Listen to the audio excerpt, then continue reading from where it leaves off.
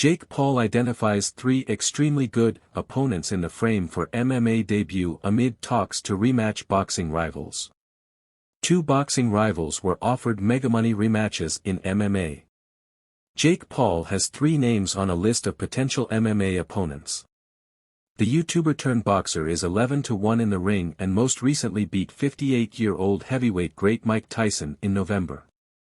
And already Paul is back in training for his next bout, but behind-the-scenes talks are ongoing for an MMA switch. The American is signed to the Professional Fighters League, where he and promotional partner Nakisa Bidarian share equity.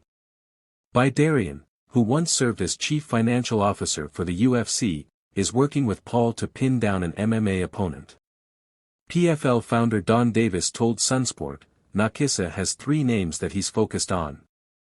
I don't want to share those because I don't think that'll help Nakisa and Jake get those done. They're really good at that. So I don't think it's one name. I think there's a group of 3 that would be extremely good and they're working on this.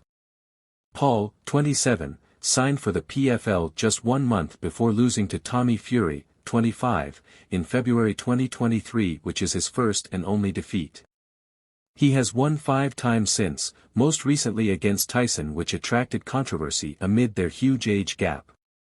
But over 100 million tuned in live on Netflix, with Paul's commercial success in the boxing ring so far delaying a switch to MMA. Nate Diaz, 39, who was beaten by Paul in their August 2023 boxing bout, was linked with an MMA rematch worth £10 million. Fury was also approached for a 2-fight deal that included bouts in both the cage and the ring worth £15 million. And while talks with potential opponents continue, Davis expects this year will mark Paul's debut in the PFL cage.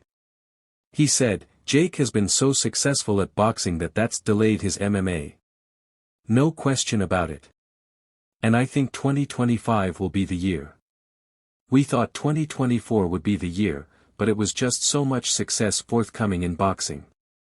I don't think you could have seen the cultural phenomenon of the Tyson fight coming, and that really took over 2024. So, I'm pretty confident 2025.